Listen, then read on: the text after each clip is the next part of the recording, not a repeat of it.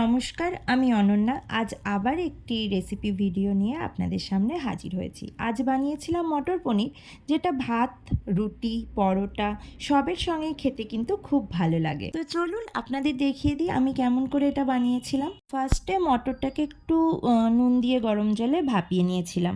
পনিরগুলোকে টুকরো করে নুন হলুদ দিয়ে মাখিয়ে রেখেছিলাম।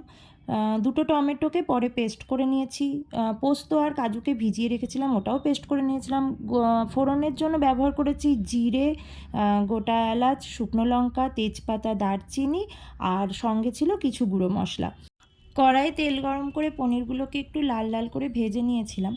পনিরটা ভালোভাবে ভাজা হয়ে যাবার পর ওই তেলের মধ্যেই ফোড়নগুলোকে দিয়ে ভালো করে ভেজে নিয়ে যখন ফোড়নটা থেকে সুন্দর একটা গন্ধ আসতে শুরু করলো, তখন টমেটো পেস্টটাকে দিয়ে আবার একটু ভালো করে নাড়তে শুরু করলাম যতক্ষণ না টমেটোর কাঁচা গন্ধটা চলে যায়। তারপরে একটু আদা বাটা দিয়ে এবং গুঁড়ো মশলাটাকে দিয়ে সামান্য পরিমাণ তারপরে আমি জল একটু মিশিয়েছিলাম যাতে মশলাটা ভালোভাবে কষা হয়।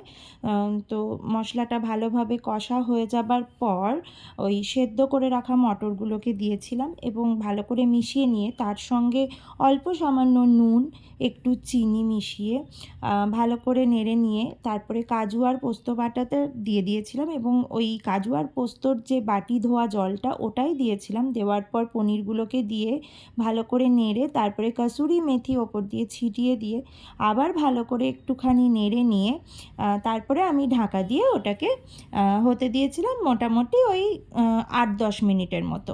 8-10 মিনিট পর যখন ঢাকাটা সরালাম তো দেখলাম আমার মটর পনির একদম রেডি হয়ে গেছে। তো তারপরে আমি একটু সামান্য গরম মশলা ওপর দিয়ে ছিটিয়ে দিয়ে একটু নেড়ে নিয়ে ওটাকে নামিয়ে রেখেছিলাম। তো এটা হচ্ছে আমার ফাইনাল রেজাল্ট। তো আপনাদের রেসিপিটা কেমন লাগলো অবশ্যই আমাকে কমেন্ট করে জানাবেন।